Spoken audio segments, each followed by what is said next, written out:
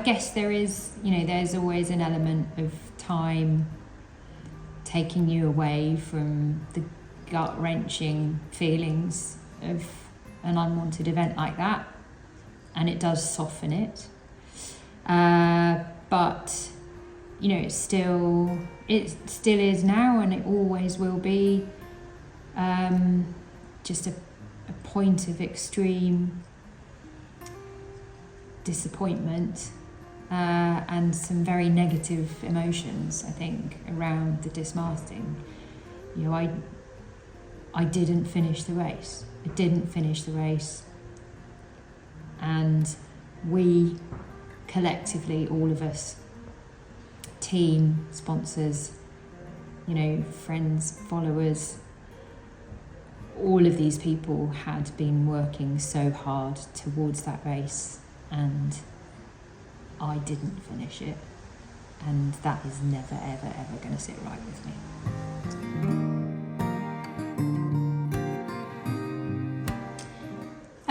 In a way, the emotional resilience that you need when you're out on the ocean on your own is a lot easier to find than the emotional resilience on the shore. And why is that? I've thought a lot about why it's easier to be strong on a boat in the middle of nowhere when your mast falls down and it's trying to punch a hole in the side of the boat. And I guess it's easy to be strong then because you have no choice. There cannot be an option of stay down. There cannot be an option of close the doors, shut down the world, just because if you do that, you will stay exactly where you are and nothing will get better. And so on the boat, you coach yourself, you remind yourself, you kind of are gentle but firm with yourself, and you just say, okay, you're in command of this. You have this in your power to get up and to make things better.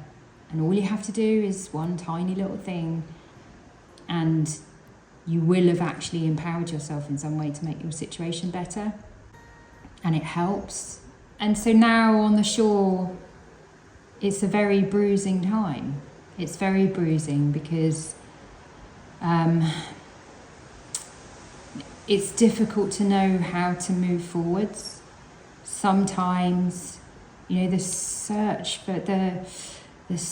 for commercial partnerships is difficult. You get a lot of no's, you get a lot of no response.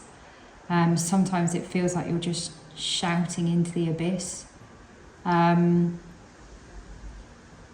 I think there's a lot of self-doubt as well, and you can hear other people's criticisms. The negative thoughts are not just coming from you, they're coming externally as well, and sometimes you do think maybe not, maybe we shouldn't be trying, this is the end. I guess on the shore you can feel a lot less empowered to do something because you are not in control of the thoughts and the actions of other people.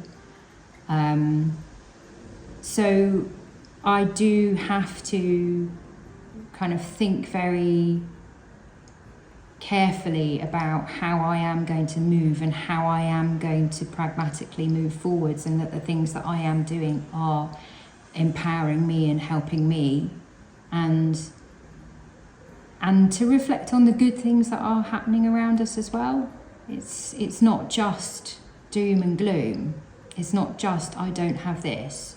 One of the important things is to just remember how much we have delivered, how much we have achieved, what, an incredible experience working with my team, developing our boat, racing in all of the miles and all the oceans that we have. Just kind of remember all of that and And the fact that we made it happen through our own power, through our own experience, through our own imagination, and kind of really harness that to help move forwards every day.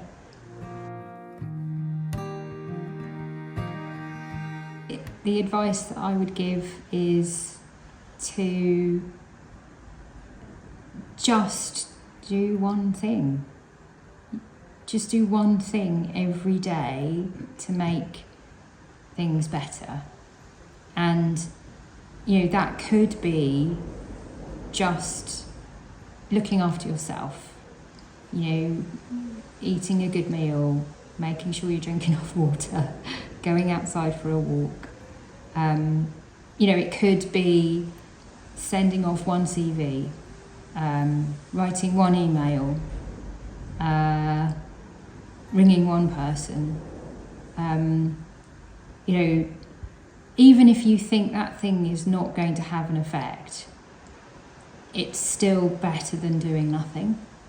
And the other thing is just kind of think back to the good times, think back to a time when you really have been proud of yourself and felt strong and been proud of your achievements, and let that remind you that that is the person that you can be and you will be again.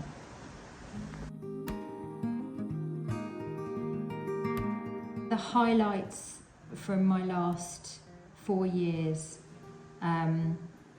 have been when we wheeled that boat out of the shed after the refit and we put the big foils in it. That was monumental, because that really was a whole team effort. Every single person in the team had worked so hard towards that. Fundraising, logistics, planning, boat building, and even just having the imagination and the willingness to take that risk in the first place, to put those big foils in the boat. And then when they went in it just looked right. It looked like they were supposed to be there. And that was a moment when I don't think I've been kind of quite as proud of myself on the land, because there were plenty of people who had advised that we might not be capable of that project, and we delivered it 2 weeks late and less than 5% over budget, which is phenomenal. From a sailing perspective, I think probably I have the most incredible moments on the water. Just they're what make everything right. They're what make everything worth it.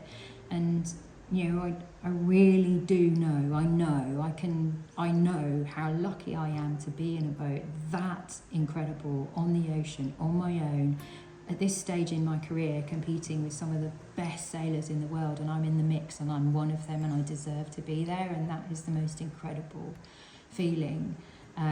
But my first kind of big race on big foils was the return to base in 2023, and I just lost out on a top 10 in that. I ended up coming in 11th within the last three miles of the race.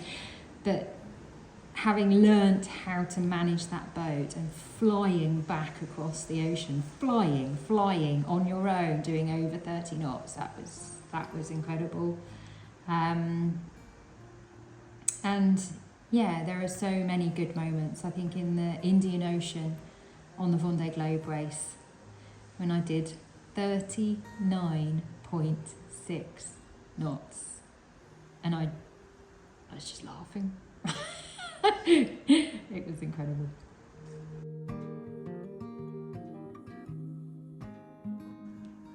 We are determined to race around the world again as a team, and I know there are so many people following us who want to see that happen too.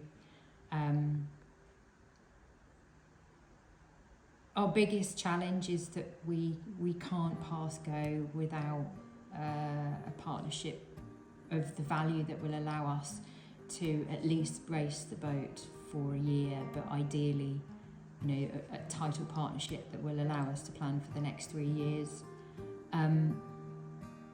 What you can do as individuals is continue to follow and support us, continue to tell people to share our videos, re-watch the Slow Boat series and share it with people that you know. Send someone a copy of my book and tell them to look me up or book me as a speaker. Share as much as you can. Be our ambassadors. Tell people why you believe we would be a great fit for sponsorship, and I would make a great ambassador for a company, because I don't know who you know, and you don't always know who you're talking to.